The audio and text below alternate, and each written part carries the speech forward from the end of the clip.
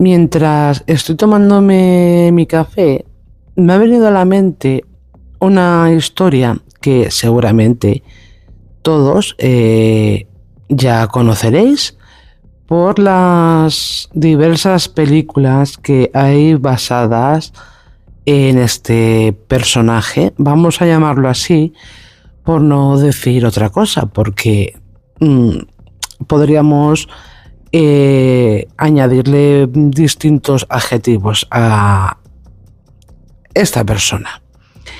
Y bueno, pues mientras tomo mi café, pues me he dicho, voy a hacer la historia de esto.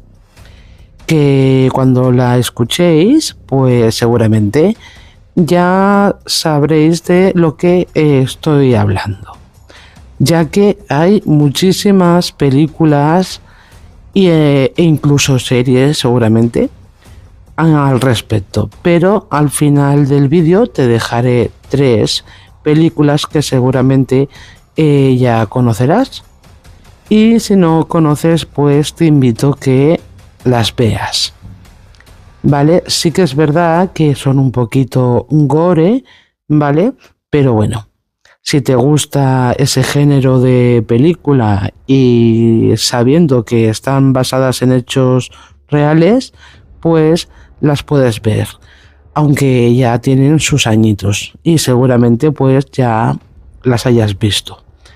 Pero bueno, dicho esto, voy a comenzar a contarte la historia que traigo para hoy y así no me enrollo mucho.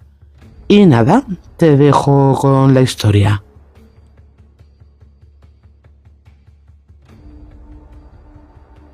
Edward Theodore Jane nació el 27 de agosto de 1906 en el condado de La Crosse, Wisconsin, Estados Unidos.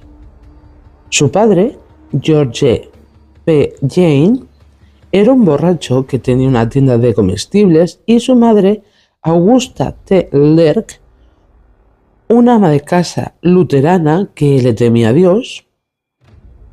La familia la completaba Henry, su hermano 4 años mayor. Posiblemente porque Augusta consideraba que La Crosse era una ciudad propensa al pecado. Los Jane se mudaron 8 años después a una granja de 80 hectáreas en el pequeño poblado de Plainfield, donde poco a poco Ed cosechó la relación de amor-odio que marcó el vínculo con su madre y forjó su historia. Augusta era una ferviente religiosa que creía en el apocalipsis y consideraba que las mujeres eran prostitutas creadas por el diablo para tentar a los hombres. Obligaba a sus hijos a leer a diario la Biblia, en especial el Antiguo Testamento, que interpretaba casi literalmente. Solo había tenido sexo con su marido para procrear. No creía en la amistad y castigaba a sus hijos si los veía jugando con sus compañeros. Aunque algunas versiones aseguran que Ed fue un buen estudiante, sus vecinos lo desmienten. Apenas llegó hasta 7º grado y abandonó la escuela para trabajar en la granja. Lo hizo hasta que en 1940 falleció su padre, lo que obligó a los hermanos Jane a salir a buscar trabajo. Ed hacía pequeñas tareas y cuidaba a los hijos de sus vecinos. Siempre se dijo que se entendía mejor con los niños que con los adultos. Aunque era diferente, todos confiaban en él. Lo definían como un raro inofensivo. Probablemente la primera víctima de un adolescente fue su hermano. Los dos trabajaban duro, pero Henry tenía su propia lectura del mundo y había comenzado a criticar la idiosincrasia de Augusta. A Ed le incomodaba escucharlo hablar mal de su madre, pero lo que más le molestaba era que cuestionara el evidente complejo de Edipo que había desarrollado.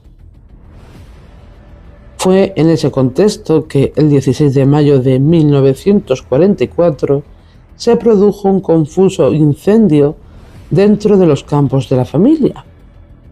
El fuego se descontroló y se acercó a la casa de los Jane.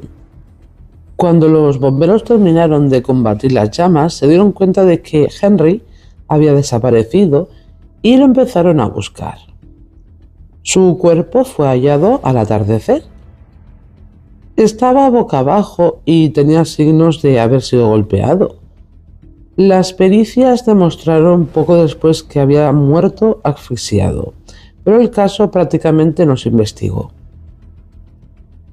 La muerte de Henry le dio vía libre a la relación casi incestuosa de Ed y Augusta.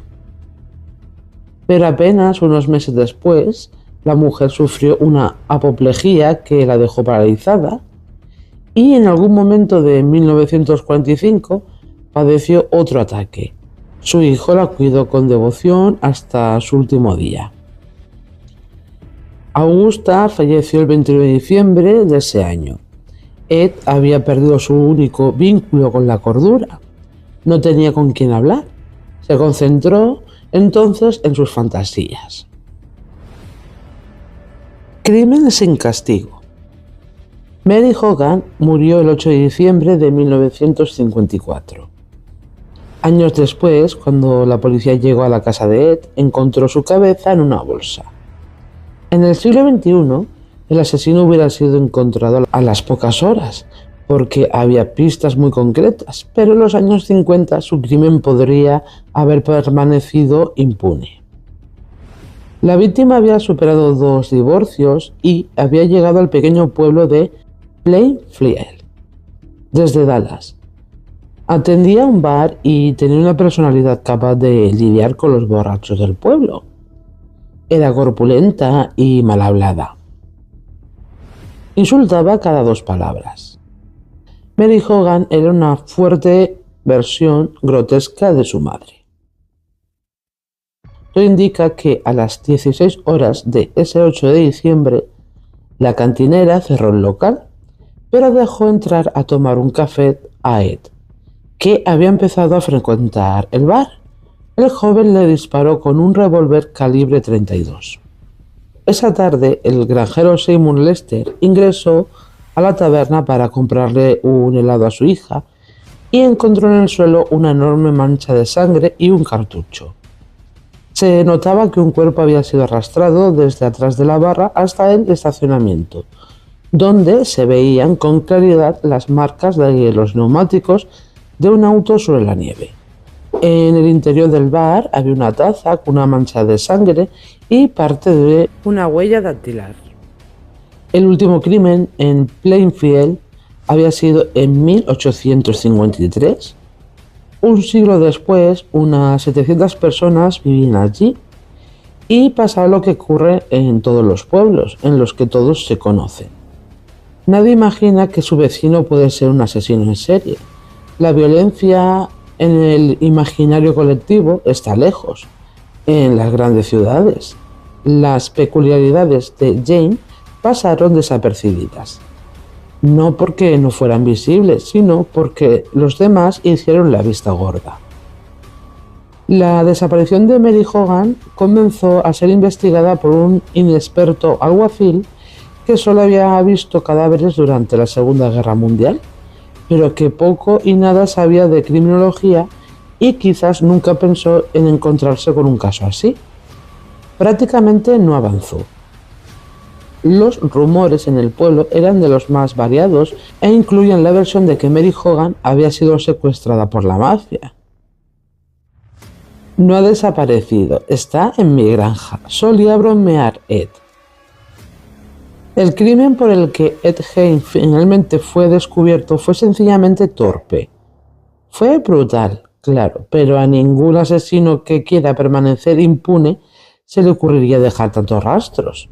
La última víctima fue la dueña de una ferretería, Bernice Warden.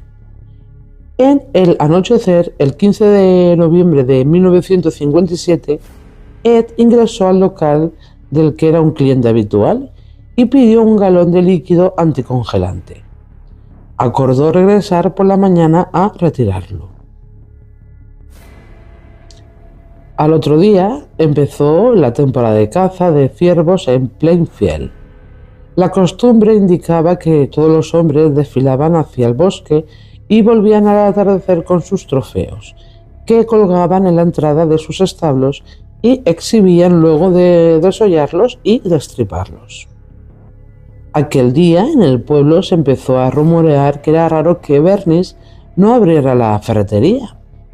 Cuando su hijo regresó de cazar, inmediatamente dio aviso a la policía como Mary Hogan, su madre, había desaparecido, y no tardó en apuntar a Ed, cuyo nombre figuraba en la última factura de venta. Todos los caminos conducían a la granja de los Hein. Ed ni siquiera había escondido el cuerpo de Bernice, lo había colgado de las piernas en un galpón que lindaba con su vivienda y le había puesto unos ganchos en las orejas, por lo que la policía cree que lo iba a usar para decorar el techo de su casa, como a los ciervos. Ed la había destripado, era su trofeo. Frente a una estufa estaba su corazón y en una bolsa su cabeza. En medio de la oscuridad, ya que la granja no tenía luz, la policía fue descubriendo con la ayuda de linternas la terrorífica escena. Junto a más de una década de basura acumulada posaban fragmentos humanos de los más variados y objetos que Ed había elaborado con partes humanas, como cuencos hechos con cráneos y numerosas obras realizadas con piel, como leotardos, una papelera y varias sillas tapizadas. También había una lámpara creada con rostros humanos, además del cordón de una ventana confeccionado con labios. Había incluso un corsé que consistía en un torso despellejado y un cinturón con pezones. En una bolsa estaba el rostro de Mary Hogan y en una caja estaba su cabeza. El desorden de la casa se convertiría con los años en el prototipo de vivienda que Hollywood adoptó para los asesinos seriales de sus films. Cuando la policía llegó a la habitación de arriba, la puerta estaba cerrada. Los uniformados esperaban lo peor. Sin embargo, su interior estaba intacto. Era el lugar en el que Ed había cuidado a Augusta. Más allá de la humedad, estaba todo impecable. La cama estaba tendida y en la mesa de luz posaba una Biblia. Era su santuario.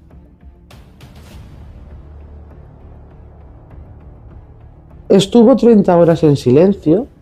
Recién cuando le dijeron que lo iban a poner frente al cadáver de Bernice, Ed abrió la boca. Pidió una tarta de manzana con queso cheddar y confesó. Era el final del psicótico anónimo y el inicio de un icono cultural conocido como el carnicero de Plainfield, cuya historia llegaría al cine e inspiraría a emblemáticos personajes. Además de los crímenes de Mary Hogan y Bernice Worden, Ed confesó que desde la muerte de su madre hizo unas 40 visitas al cementerio de Plainfield. Solía leer los obituarios para saber cuándo y dónde iban a enterrar a mujeres y esa misma noche profanaba las tumbas. En algunos casos robó cuerpos enteros, en otros solo algunas partes. Siempre negó haber mantenido relaciones sexuales con los cadáveres o comido carne humana. Olían mal, explicó. No está claro cuál era su objetivo. Algunos estudiosos de su caso aseguran que quería transformarse en mujer y cuentan que usaba las máscaras hechas con piel y que incluso posaba genitales femeninos sobre los suyos. Otros piensan que buscaba recuperar a su madre y llenar el vacío que había dejado en su vida. Posiblemente haya una cuota de verdad en ambas versiones.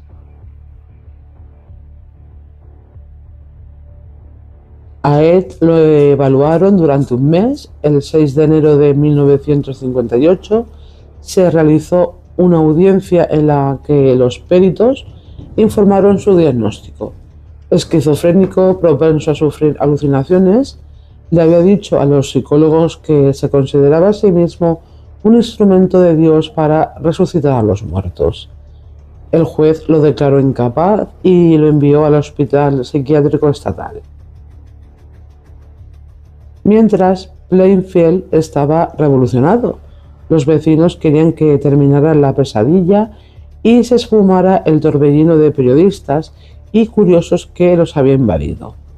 El 30 de marzo fue el final. Aquel domingo se iban a subastar la granja de los Hein y los muebles que habían sido secuestrados e incinerados por la policía. Pero el pueblo amaneció con una densa columna de humo negro. Alguien había incendiado la casa. Sobrevivieron muy pocas cosas, entre ellas el auto de Ed, que lo compró un empresario para hacer espectáculos. Cuando se enteró del siniestro, Ed no se inmutó. Mejor así, le dijo al enfermero que le transmitió la noticia. Los empleados del hospital recuerdan que Ed se portaba bien, solía leer el diario y casi no conversaba. Y así estuvo hasta que, en 1968, una junta médica notificó a la justicia que estaba listo para ser sometido a un juicio. Fueron 9 días de audiencias hasta que lo hallaron culpable de asesinar a Bernice Worden. Fue alojado de nuevo en un hospital psiquiátrico. Ed pasó sus últimos días tumbado en su cama, murió de un paro cardiorrespiratorio a los 77 años. Lo enterraron junto a Augusta en un cementerio de Plainfield. Poco después alguien robó su lápida, pero la policía la recuperó. Aunque decidieron guardarla en la oficina del sheriff, su tumba sigue siendo fácil de identificar por las cartas y flores que le dejan sus fanáticos. Llegado al final del vídeo, ya sabrás a qué 3 películas me refería al principio, que son La Matanza de Texas, Psicosis y Buffalo Bill.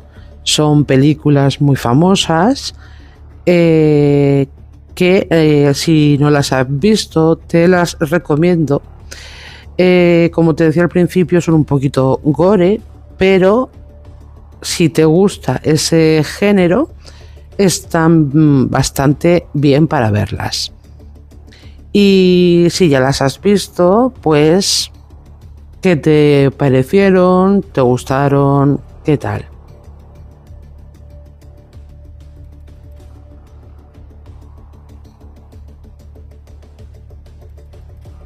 Y bueno, no me enrollo más y hasta el próximo vídeo. Y espero que te haya gustado la historia de hoy.